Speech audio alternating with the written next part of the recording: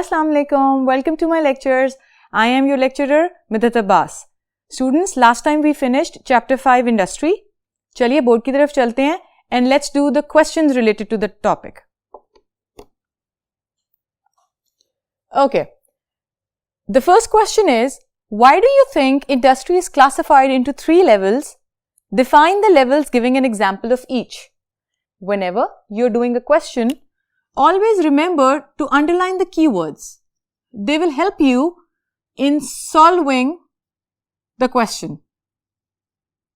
For example, इस question में 3 levels. So, they're actually telling you कि classification के 3 levels होते हैं and then they're asking you to define. Question basically है कि आप 3 levels define करें and then give example of each. Now, why do you think? We've discussed it so many times. We discussed all the classification of industries. 3 different levels of industries, primary, secondary and tertiary. That we all know.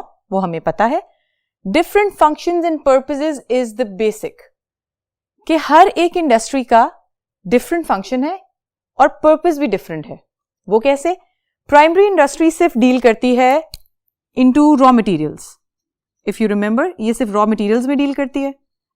Secondary industry deal करती है with manufacturing, कि चीजें कैसी बनाई जाती हैं. Raw materials वो हो गए जो हमें नेचुरली जमीन से मिलते हैं या हम उनको पहली फॉर्म में यूज करते हैं जैसे वो हमें मिले. जैसे चमड़ा हो गया, जैसे गंदम हो गई, जैसे रॉक्स एंड मिनरल्स हो गए, जैसे हमने सोडियम क्लोराइड की बात की थी, जैसे हमने गोल्ड और कॉपर की बात की थी, even oil and natural gas. Tertiary industry is a service providing industry. ये इंडस्ट्री प्रोडक्ट्स नहीं बनाती, ये सिर्फ सर्विस प्रोवाइड करती है. Now if you want to define them, primary industry is that level of industry which only deals with the extraction and collection of raw materials. जो चीजें जमीन से निकाली जाती हैं उनको प्योरीफाई किया जाता है. If you recall from previous lectures, mining जिसमें minerals हम निकालते हैं, then the agricultural industries where हम गंदम को काट के तो उसको refine करते हैं. Then secondary industry. Secondary industry is that level of industry which deals in manufacturing of the raw material and producing end products. or producing products which can be sold in the market. Now manufacturing में जो हमने यहाँ से oil निकाला या हमने natural gas ली, फिर उसके बाद उस ऑयल से हम क्या कुछ मैन्युफैक्चर नहीं कर सकते. वी डिस्कस के फर्टिलाइजर्स में भी यूज होता है, पेंट्स में भी यूज होता है, क्लॉथ डाई में भी यूज होता है, apart from the basic use of oil, जो कि ये है कि हम all over the world oil को as a source of energy भी यूज करते हैं. उसी तरह tertiary industry. Tertiary industry is service providing. हमारी health care industry, hospitals, pharmacies, salons, ये वो सारी जगह हैं जो हमें सर्विस प्रोवाइड करती हैं. We can actually write the names as well. Hospitals हो गए, यहाँ पे मैन्युफैक्चरिंग हो गई, जैसे हमारी नोटबुक है, बुक है, जैसे हमारी पेंसिल्स हैं. इफ़ यू रिमेंबर तो हमने अपने पिछले लेक्चर्स में इस बात को डिस्कस भी किया है कि एक नोटबुक हम तक जो पहुँचती है वो कैसे फॉर्म होती है. Then the formation of shoes, then clothes, textile industry. All these industries are secondary industries. Primary में हम अगर coal mining की बात करें, हम अगर oil drilling की बात करें, so that is how we're going to define and then give examples. Let's move to next question. The next question says, what is the importance of oil and gas to industrial development in a country? कि एक मुल्क के लिए oil और gas की क्या importance है उसकी इंडस्ट्रियल डेवलपमेंट के लिए. सबसे पहले बात करते हैं about countries that are rich in oil reserves. उन मुल्कों के बारे में जिनके पास बहुत ज्यादा ऑयल पाया जाता है या ऑयल उधर उनकी जमीन में ज्यादा मिकदार में मौजूद है. Saudi Arabia, we have discussed. Venezuela. Venezuela एक ऐसा कंट्री है जिसके बारे में ज्यादा लोग नहीं जानते, लेकिन वो पूरी वर्ल्ड की ऑलमोस्ट 19% ऑफ ऑयल की प्रोडक्शन देता है. Then countries rich in natural gas reserves. इसमें सऊदी अरेबिया भी है, इसमें उज़्बेकिस्तान भी है, इसमें ईरान भी है, इसमें इराक भी है. डोंट फॉरगेट कि ऑयल जहां भी निकलता है वहां नेचुरल गैस भी पाई जाती है. पाकिस्तान में एक एक्सेप्शन है क्योंकि पाकिस्तान में नेचुरल गैस के रिजर्व्स ज्यादा हैं और ऑयल के रिजर्व्स कम हैं. Having talked about that, जब एक मुल्क में इस तरह की चीज़ें निकल आती हैं तो वो किस लिए इंपॉर्टेंट होती हैं? सबसे पहले तो वो नेचुरल रिसोर्स है, अल्लाह की तरफ से पाई जाती है। Secondly economic growth. अब ये इकोनॉमिक ग्रोथ क्या है? अब जिस मुल्क में जैसे सऊदी अरेबिया है, उनके पास अपने रिजर्व्स हैं। अब वो रिजर्व्स वो ना सिर्फ अपनी एनर्जी कंजम्पशन के लिए यूज करते हैं बल्कि वो दूसरे मुल्कों को भी फराहम करते हैं। They export that oil outside their country and they get money in return to it.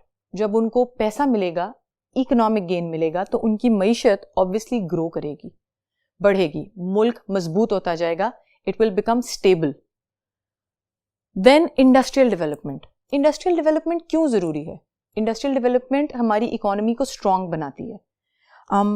If you remember, हमने बात की थी जीडीपी की, gross domestic product. Gross domestic product is an indicator. ये अमाउंट है of the total products which are made in our country within a specific time frame, जो एक मुल्क एक टाइम पीरियड के दौरान बनाता है। They are the total number of products. तो जहां इंडस्ट्रियल डेवलपमेंट ज्यादा होगी, ज्यादा इंडस्ट्रीज होंगी, ज्यादा चीजें होंगी, ज्यादा प्रोडक्ट्स बनेंगी, वो मुल्क ना सिर्फ वो चीजों को खुद यूज कर सकेगा बल्कि उनको एक्सपोर्ट करके उनसे इकोनॉमिक गेन लेगा। जब इकोनॉमिक गेन लेगा तो आहिस्ता आहिस्ता जब उनके पास पैसे बढ़ेंगे तो वो और इंडस्ट्री सेटअप कर सकेंगे। जब वो और इंडस्ट्री सेटअप करेंगे, it is a multiplier, industrial development बढ़ेगी, ज्यादा इंडस्ट्रीज बनेंगी एंड एज अ रिजल्ट ज्यादा प्रोडक्ट्स भी प्रोड्यूस होंगी। So hence it will all lead to a stronger economy. Now, the third question is, make a list of advantages of container transport. Which do you think are the most important ones? अब सबसे पहले दोबारा underline कर लेते हैं। हमने advantages की बात करनी है, उनकी लिस्ट बनानी है और उसके बाद हमने ये बताना है कि हम क्या सोचते हैं कि कौन सी सबसे इंपॉर्टेंट है। Okay, let's get a recap. Container transport, which type of industry is it? Right. It is tertiary industry because it is providing transport. Transport किस चीज के लिए? All the goods and the products which are produced in the country, obviously उनको transport भी करना है, एक जगह से दूसरी जगह भी लेके जाना है और एक मुल्क से दूसरे मुल्क भी भेजना है। सबसे पहले तो कंटेनर ट्रांसपोर्ट को थोड़ा रिकॉल करते हैं। Remember, they were 2.5 meter tall and 4 to 6 meter और 6 to 12 meter large। इतने बड़े बड़े कंटेनर्स होते हैं जिनके अंदर गुड्स को पैकेज किया जाता है। अब इसकी एडवांटेजेस क्या हैं, फायदे क्या हैं? Easy packaging and carrying rather than loose products. अब लूज प्रोडक्ट्स अगर आप कैरी करोगे, ऑब्वियसली ना ऑर्गेनाइज रहेंगी, टाइम ज्यादा लगेगा उनको उठाने में भी और उनको रखने में भी। So that's why container packaging में या कंटेनर ट्रांसपोर्ट में they are easy to package and carry rather than loose product. ये एक एडवांटेज हो गया। दूसरा, it saves time. Obviously, such a huge number of products are being transported at the same time. Remember, 6,000 boxes could be transported at one go. So imagine अगर इतने बड़े बड़े boxes 6,000 transport होंगे तो goods कितनी transport होंगी इसमें से? Then it provides protection to the goods. अब container transport में जब हमने चीजों को कंटेनर में बंद किया तो obviously वो चीजों को प्रोटेक्ट करेंगी, ठीक है? Then it prevents pilferage and stealing. अब जब इतने बड़े बड़े बॉक्सेस इकट्ठे रख के एक जगह पे बंद कर दिए जाते हैं तो वहां से चोरी, स्टीलिंग के चांसेस बहुत कम हो जाते हैं। और पिलफ्रेज के मतलब थोड़ी बहुत निकाल ली और हमने अंदर ही अंदर किसी को बताए बगैर एक दूसरे में बांट दी। So yes, it prevents pilferage and stealing. अब इसमें से आपको सबसे कौन सा इंपॉर्टेंट लगता है? अब ये आपका अपना पॉइंट ऑफ व्यू है कि जिसको जो सबसे ज्यादा इंपॉर्टेंट लगता है आप उसको जस्टिफाई करो। अगर आपको लगता है कि easy packaging and carrying loose goods की निस्बत ज्यादा स्ट्रॉन्गर रीजन है, ज्यादा इंपॉर्टेंट है, आप उस पर एक्सप्लेनेशन दे सकते हो। And that could obviously be कि अगर लूज गुड्स हैं तो फिर it was going to lead to the fact कि टाइम बचेगा, ट्रांसपोर्ट में पैकेजिंग वाइज ईजी हो जाएगा, ज्यादा अमाउंट एक वक्त में ट्रांसपोर्ट की जा सकेगी। तो this is what you need to decide, क्योंकि हर बंदे का अपना पॉइंट ऑफ व्यू हो सकता है और हर एक के नजदीक इनमें से कोई भी एक ज्यादा इंपॉर्टेंट हो सकता है। अब let's go to the next question, which is think of one advantage and one disadvantage of each of these methods. अब methods हम आगे देखते हैं। think of one advantage, हमने एक advantage और एक disadvantage बताना है अगले methods का। सबसे पहला मेथड है हैंड वर्क। हैंडवर्क का मतलब है कि we are using craftsmanship. Craftsmanship क्या है कि हम एक इंसान की कारीगरी इस्तेमाल करके चीज बना रहे हैं. सो हैंडवर्क और क्राफ्ट्समैनशिप, इसके इस साइड पे आपको सारे एडवांटेजेस नजर आएंगे और इस साइड पे सारे डिसएडवांटेजेस नजर आएंगे. नाउ हैंडवर्क का एडवांटेज क्या है? Custom made. कस्टम मेड का मतलब क्या हुआ? कस्टम मेड का मतलब है कि हमारी ख्वाहिश के मुताबिक हम वो चीज बनवा सकते हैं. जैसे कपड़ा, कढ़ाई, जूता, ये वो चीजें हैं जो हाथ से कारीगर बनाते हैं और उनको हम अपनी मर्जी के मुताबिक, मतलब अपनी पसंद का डिजाइन देके बनवा सकते हैं. कपड़े ले लें जो हम सिलवाते हैं आजकल, जो डिजाइनर्स बनाते हैं, हम अपनी मर्जी के मुताबिक बनवाएंगे, तो obviously they are custom made. Artistic touch. Artistic touch का मतलब है कि कोई भी बंदा अपनी इंडिविजुअल चॉइस या अपनी इंडिविजुअल प्रेफरेंस के अकॉर्डिंगली वो चीज बना सकता है. अब वो मुझे जूता या कपड़ा या वो सूट मुझे किस जगह से और कौन से बंदे से बनवाना है, ऑब्वियसली वो उस जगह की और उस बंदे की अपनी कारीगरी होगी. फॉर एग्जाम्पल, अगर मैं एक कपड़ा मुल्तान से बनवाती हूँ या लाहौर से बनवाती हूँ या कराची से बनवाती हूँ या मैं खैबर पख्तूनख्वा से बनवाती हूँ, सो हर एक में एक कल्चरल इफेक्ट भी आएगा, एक कल्चरल इम्पैक्ट भी आएगा और वो मेरी अपनी प्रेफरेंस है कि मैं अपनी चॉइस के लिए वो कहाँ से बनाना चाहती हूँ. लेकिन मैं जहां से भी बनवाऊंगी उस जगह का कल्चर या उस जगह की कारीगरी उसको इफेक्ट करेगी.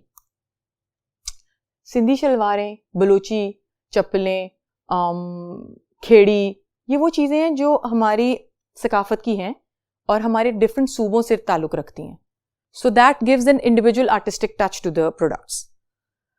We are talking about craftsmanship, so it is going to take time. It will be time consuming. बहुत टाइम लगेगा. जो बंदा हाथ से कपड़ा बुन रहा है या हाथ से कढ़ाई कर रहा है, उसको एक कमीज या एक पूरा सूट पूरा करने में ज्यादा टाइम लगेगा रादर देन कि अगर वो मशीन से किया जाए. Second method is early factories या मशीन ऑपरेटेड. अब early factories, remember industrial development when we talked about कि सबसे पहले रॉ मटेरियल्स थे, हाथ से काम होता था, फिर अर्ली फैक्ट्रीज आई जब स्टीम इंजन इजाद हुआ था. We are talking about those. अब उसमें क्या हुआ? स्टैंडर्डाइज प्रोडक्ट्स एक जैसी बनना शुरू हो गई. क्यों? क्योंकि मशीन ऑपरेटेड थी, तो चीज जब मशीन पे बनती थी तो उसमें कस्टम मेड, हम आर्टिस्टिक टच नहीं डाल सकते क्योंकि उस वक्त मशीन्स इतनी एडवांस्ड नहीं थी कि हम ये काम उनके साथ कर सकें. सो स्टैंडर्डाइज प्रोडक्ट्स थी उनकी. This is the advantage. And machine breakdowns, this is the disadvantage. अब मशीन ब्रेकडाउन्स, सिंस उस वक्त मशीनें नई नई बनी थी तो मशीन का खराब हो जाना या उसके किसी पार्ट का काम ना करना वो एक बहुत बड़ी प्रॉब्लम हो जाती थी. फिर उसको ठीक करवाना, एक कारीगर को बुलाना जिसने वो मशीन बनाई है या जिसने उस मशीन से काम किया है, फिर उसको ठीक करवाना, तो फिर टाइम फैक्टर भी बढ़ जाता था. So it was a disadvantage. क्यों? क्योंकि मशीन्स बनाई गई थी काम जल्दी करने के लिए और इंसानों का काम आसान करने के लिए. तीसरा method, assembly line process. Assembly line process as we discussed कि हमने कैटेगराइज कर दिया था कि एक बंदा अगर एक चीज को 4 हिस्सों में बनाया जा सकता है तो एक बंदा सिर्फ एक हिस्सा कंप्लीट करे, दूसरा बंदा दूसरा हिस्सा, जैसे हमने गाड़ी की एग्जांपल डिस्कस की थी. स्पेशलाइजेशन, इससे स्पेशलाइजेशन आ गई, चीजें मखसूस हो गई. अब जैसे एक गाड़ी की सिर्फ एक ही टाइप है और वो एक ही तरीके से बनती है, लेकिन इसका डिसएडवांटेज क्या था? ह्यूमन एरर्स, इंसानों की गलतियां इसमें एक बहुत बड़ा फैक्टर होने लग गई. फॉर एग्जाम्पल, अगर एक पार्ट को बहुत सारे इंसान बना रहे हैं तो सिंस वो डिफरेंट इंसान है तो there is a high chance of human error. Fourth method is automated factories. Are technologically advance factories nowadays. The maximum और the most important advantage is speed and precision. बहुत जल्दी काम और बहुत सही काम. लेकिन इसमें क्या डिसएडवांटेज है? इसमें डिसएडवांटेज है कंप्यूटर मैल फंक्शन. सिंस हम लोगों ने मशीन्स बनाई, जमाना बदलता गया, कंप्यूटर इजाद हुआ, लैपटॉप्स, टेक्नोलॉजी बढ़ती गई. लेकिन अब उसमें फिर ये हुआ कि लैपटॉप्स स्पेसिफिक लोग बनाते हैं तो उनके मैल फंक्शंस नॉर्मल लोग हैंडल नहीं कर सकते. So this is a disadvantage आज के जमाने में for automated factories. Fifth question, it is draw a graph to show how Pakistan uses its good supply of natural gas. Up since Pakistan has a lot of reserves of natural gas, this chart shows you the supply कि किस किस जगह supply की जाती है natural gas and the percentage which has been worked out for provision to this specific area. मतलब कि ये वो परसेंटेजेस हैं जो कैलकुलेट की गई हैं कि इन जगहों पे कितनी परसेंटेज गैस दी जाती है. पावर स्टेशंस 1/3 सप्लाई, याद है हमने डिस्कस किया था.